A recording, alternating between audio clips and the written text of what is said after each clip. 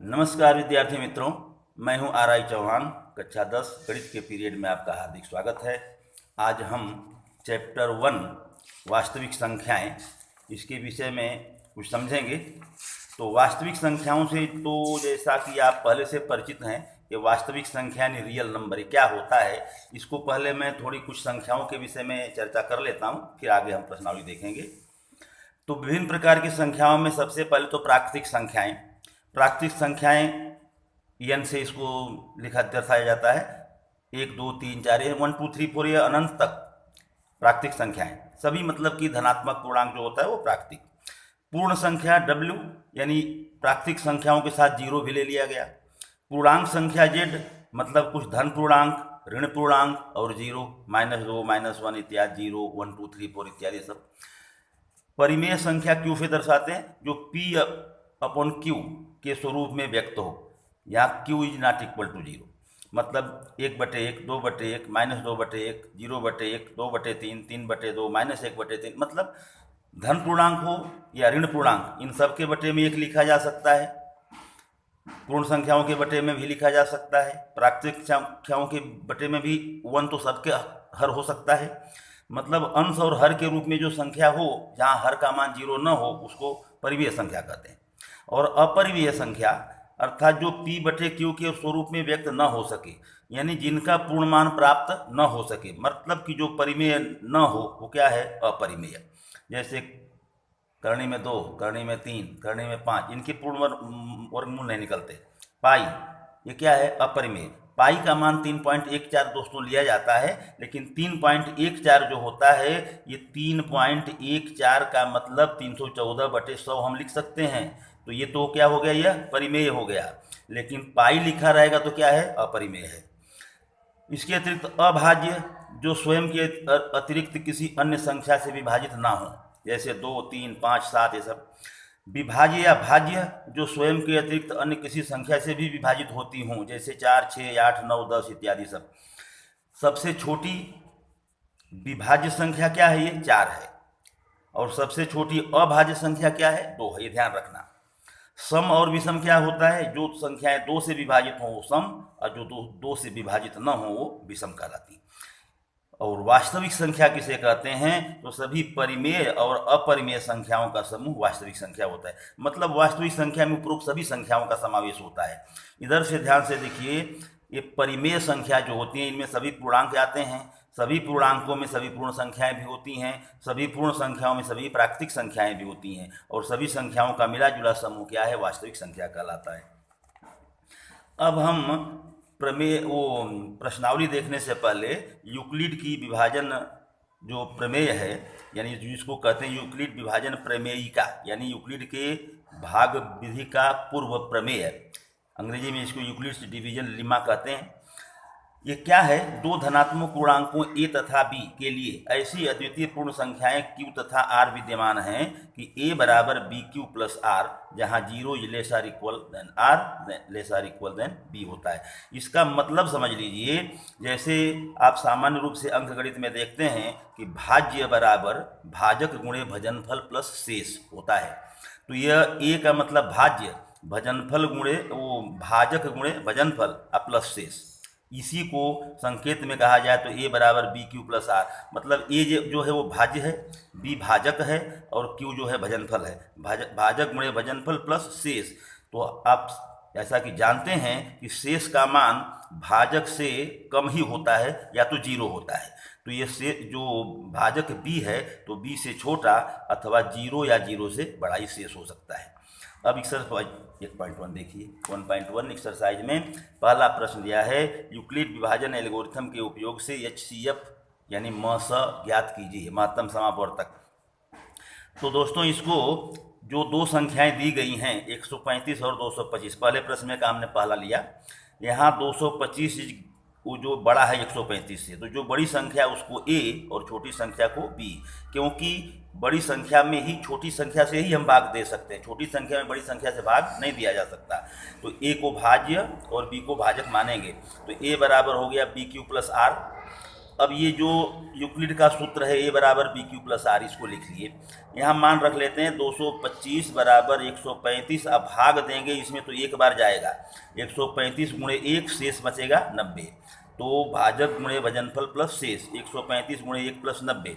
अब क्या करना है, ये 135 को भाज्य लेकर और जो शेष था उसको भाजक ले लेंगे। तो 135 बराबर ये 90 से भाग देंगे तो ये एक बार जाएगा, 90 गुणे 1 प्लस 45।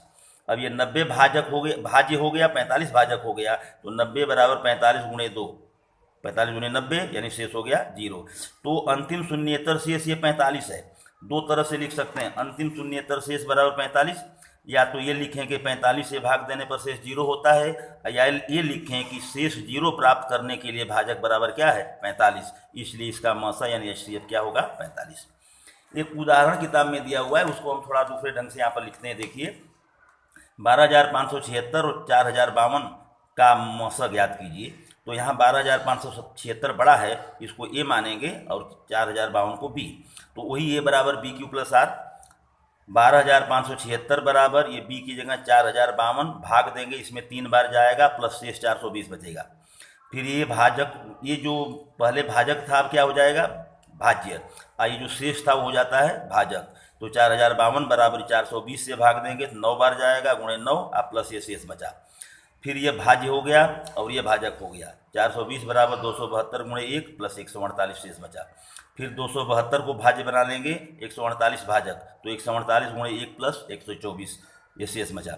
अब ये 148 भाज्य हो गया और 124 भाजक, तो 124 गुणे 1 एक बार जाएगा, प्लस 24 शेष बचेगा। अब जो है भाज्य 124 को कर लेते हैं, तो 124 बराबर 24 से भाग दिया, 24 गुणे 5 4 शेष बचेगा।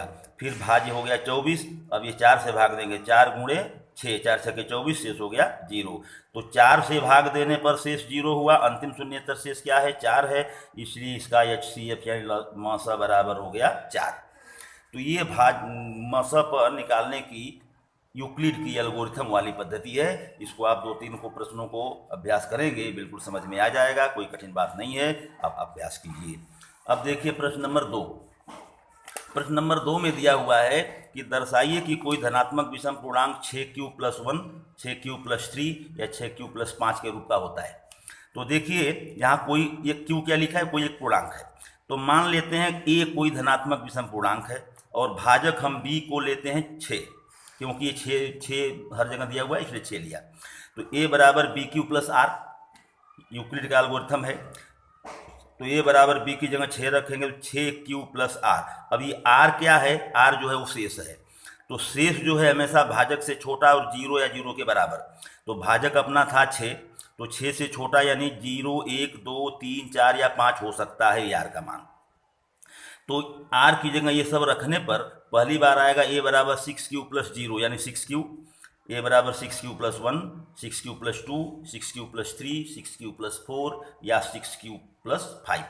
अब इसमें से देखिए तो 6q 2 से विभाज्य है, 6q प्लस 2 2 से विभाज्य है, 6q प्लस 4 2 से विभाज्य है। तो ये तीनों 2 से विभाज्य है। तो अभी हम क्या बताए थे, 2 से विभाज्य जो होता है उसको सम संख्या कहते हैं। तो ये तीनों तो सम पूर्णांक हैं। और ऊपर प्रश्न में लिखा हुआ था क्यों क्या है, ये जो ए धनात्मक विषम पूर्णांक लिखा हुआ है, तो ये सम हो गया। तो ये तीनों तो असंभव हो गए। तो 3 बचे कौन से, 6q प्लस 1, 6q प्लस 3 और 6q प्लस 5। तो इसलिए कोई विषम धन पूर्णांक 6q प्लस 1, 6q प्लस 2 या 6q प्लस 5 के रूप में होता है।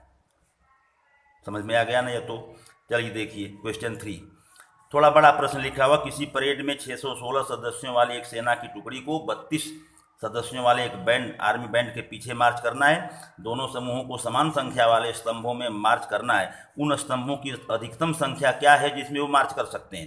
तो दोस्तों अधिकतम संख्या से शब्द ही से पता चल जाए कि म स है यह।